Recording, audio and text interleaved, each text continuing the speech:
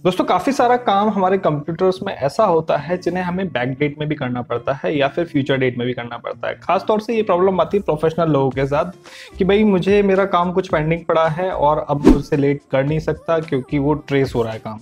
तो हम यहाँ पे क्या कर सकते हैं, कुछ पर्टिकुलर एप्लीकेशंस को टाइम के अकॉर्डिंग यहाँ पे रन करा सकते हैं। जैसे सपोज आज 24 है, ठीक है, मेरा 22 डेट का जो वर्क है वो पेंडिंग पड़ा हुआ है और मेरी जो डेट है वो ट्रेस भी हो रही है कि मैंने वो जो काम है वो कौन सी डेट को कंप्लीट किया है। तो यहाँ पर मैं क्या करूंगा, उस पर्टिकुलर एप्लीकेशन को 22, आज 24 है लेकिन 22 तारीख के लिए मैं यहाँ पर चलाऊंगा और जो भी डेटा रिकॉर्ड होगा मेरा 22 तारीख के रिकॉर्डिंगली रिकॉर्ड होगा।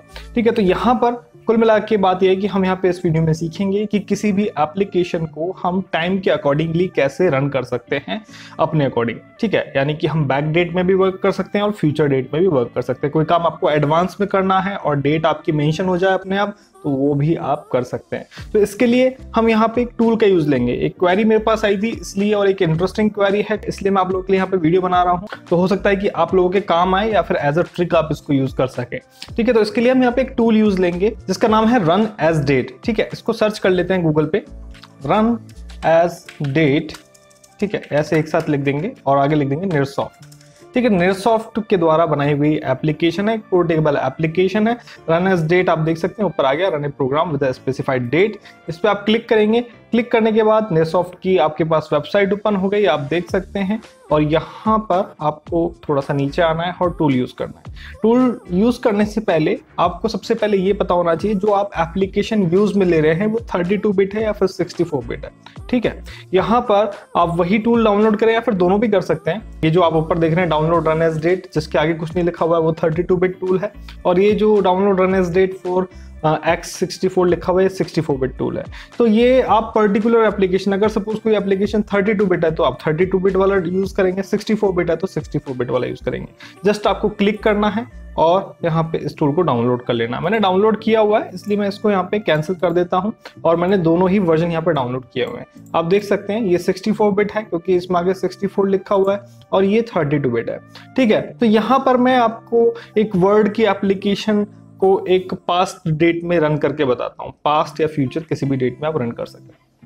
तो आपको क्या करना है, आपके पास जिप फाइल डाउनलोड होगी, आप उसको एक्सट्रैक्ट करेंगे। एक्सट्रैक्ट करके फोल्डर आ जाएगा इस तरीके से, इसको ओपन करेंगे। बहुत बड़ा टूल नहीं, आप देख सकते हैं 57 KB का ही कंप्लीट फोल्डर यहाँ पे मेरा बना है। आपको ये टूल यहाँ पे रन करना है, EXE फाइल यहाँ पे रन करनी है। डबल क्लिक किया आपने इस EXE फाइल को रन किया तो आपके पास ये टूल यहाँ पे रन हो गया है। ठीक है, अब आप इस टूल को ध्यान से समझिए कैसे यूज करना है। एप्लीकेशन जो आपको रन करनी है वो आपको यहाँ से सर्च करनी है। यहाँ पे आपको एप्लीकेशन, जो एप्लीकेशन आप अपने सिस्टम में रन करते हैं उसकी EXE फाइल आपको यहाँ पर ढूंढनी है। ठीक है, मैं यहाँ पर आपको अपने माइक्रोसॉफ्ट ऑफिस की कोई एक एप्लीकेशन पर ये टास्क परफॉर्म करके बताता हूँ। यहाँ पे हम ब्राउज में गए और यहाँ पर C ड्राइव में मेरे प्रोग्राम फाइल्स 32 बिट वाले फोल्डर में यहाँ पे माइक्रोसॉफ्ट ऑफिस इंस्टॉल्ड है।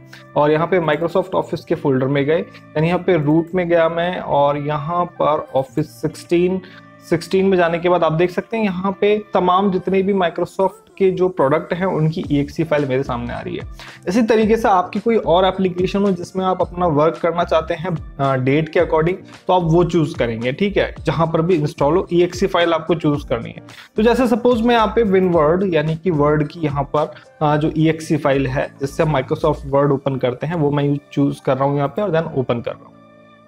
ओपन करने के बाद आप देख सकते हैं डेट एंड टाइम आ रहा है। यहाँ पर आप एब्सोल्यूट डेट एंड टाइम रखेंगे और यहाँ पर नीचे आप डेट को चेंज कर सकते हैं।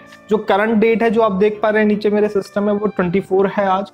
ठीक है, और यहाँ पर से मैं डेट चेंज कर सकता हूँ। आप देख सकते हैं यहाँ पे पुराना कितना भी महीना हो, साल 2 साल पहले का भी अगर आपका काम हो तो वो भी आप यहाँ से एप्लीकेशन को चूज करके कर सकते हैं। अब जैसे सपोज मैंने आपको फरवरी में बताया, 21 फरवरी में यहाँ पे चूज करता हूँ। 21 फरवरी मैंने यहाँ पे चूज कर लिया। अगर आपको पर्टिकुलर टाइम भी यहाँ पे यूज करना है, जैसे सपोज पर्टिकुलर टाइम फ्रेम के बीच में ही या फिर पर्टिकुलर टाइम फ्रेम पर ही वो टास्क आपको करना है, तो आप यहाँ से टाइम भी सिलेक्ट कर सकते हैं। ठीक है, जैसे सपोज अभी यहाँ पे 12 आ रहा है और यहाँ पर जैसे सपोज मैं 12 AM को कर देता हूँ, 4 PM कर दिया मैंने। पैरामीटर्स स्टार्ट एंड फोल्डर आप ऐसे ही रहने देंगे।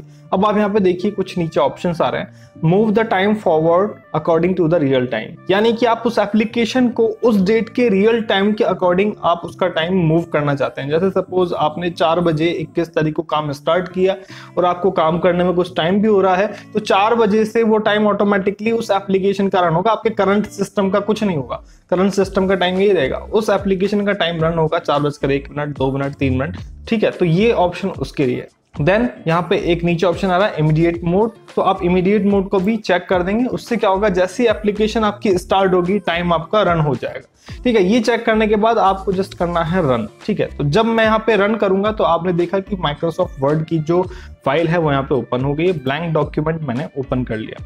यहाँ पर अब आप देखिए मेरे सिस्टम का टाइम है 24 फरवरी, ठीक है। अब मैं यहाँ पे आपको यहाँ पे करंट टाइम की जो यहाँ पर शॉर्टकट की होती है Alt Shift and D, ठीक है। तो मैंने यहां पे जब ये दबाया तो मेरे पास करंट डेट यहां पे आ गई, ठीक है। और मैं अगर करंट टाइम यहां पे Alt Shift and T दबाता हूं तो मेरे पास 4 PM यहां पर टाइम आ गया है, ठीक है। जबकि मेरा एक्चुअल टाइम क्या है 2 PM, यानी कि ये जो मेरा वर्ड की एप्लीकेशन है वो बैक डेट में यहाँ पे वर्क कर रही है, 21 तारीख में यहाँ पे वर्क कर रही है, ठीक है। इसी तरीके से जैसे सपोज आप कोई और एप्लीकेशन चूज करते हैं, यहाँ पे ब्राउज में गए, ब्राउज में जाने के बाद मैंने यहाँ पे एक्सेल चूज कर लिया, एक्सेल चूज किया, ओपन किया इसको और एप्लीकेशन को रन किया, तो यहाँ पे एक्सेल अब रन हो गई है, ठीक है। ब्लैंक वर्कबुक में गया और यहाँ पे अब आप देखिए ये जो वर्कबुक है मेरी वर्क कर रही है 21 तारीख में, ठीक है। तो यहाँ पे डेट कैसे आएगी, कंट्रोल प्लस सेमीकोलन, तो आप देख सकते हैं 21 तारीख यहाँ पे ऑटोमेटिकली आ गए है। तो ये बेनिफिट है इस एप्लीकेशन का, एक पोर्टेबल एप्लीकेशन है जिसको आप बहुत इजीली रन कर सकते हैं और इस तरीके से एक पर्टिकुलर डेट पर कोई भी एप्लीकेशन यहाँ पे रन कर सकते हैं। हालांकि मैं आपसे ये तो कमेंट नहीं करूंगा कि सभी एप्लीकेशन वर्क करेंगी यहाँ पे, लेकिन मोस्ट ऑफ द एप्लीकेशन यहाँ पे इस टूल की मदद से आप यूज में ले सकते हैं। जस्ट आपको चूज करनी है EXE फाइल सकते हैं। मेरे को बोलते हुए 1 मिनट तो हुई क्या होगा, चलिए चेक कर लेते हैं कि यहाँ पे टाइम रन हो रहा है, क्योंकि हमने वहां पे मूव टाइम फॉरवर्ड करा था। तो यहाँ पे Alt Shift और T दबाते हैं और आप देख सकते हैं यहाँ पे 4:01 आ गया, यानी कि उस एप्लीकेशन का पर्टिकुलर टाइम ऑटोमेटिकली रन हो रहा है पर्टिकुलर डेट पर, ठीक है। और यहाँ पर आपकी जो एक्चुअल डेट है वो यहीं पे सेम है। तो यहाँ पर आप मल्टीपल फाइल एक साथ रन कर सकते हैं उस पर्टिकुलर डेट पे एक ही टूल से, जैसे कि मैंने करा, वर्ड भी ओपन कर लिया और एक्सेल भी ओपन कर लिया। तो यह है इस टूल के फायदे जिनका आप यूज ले सकते हैं। बहुत कम लोगों को पता होती है इस तरीके की जानकारी, इसलिए मैंने आप लोगों के साथ यहाँ पे शेयर करी है। वीडियो आपको अच्छा लगा हो तो लाइक कीजिएगा, कमेंट करके आप मुझे बताइएगा कि आपको इन्फॉर्मेशन कैसी लगी। मैं आपसे नेक्स्ट वीडियो में कुछ नई जानकारी के साथ, तब तक के लिए धन्यवाद, जय हिंद।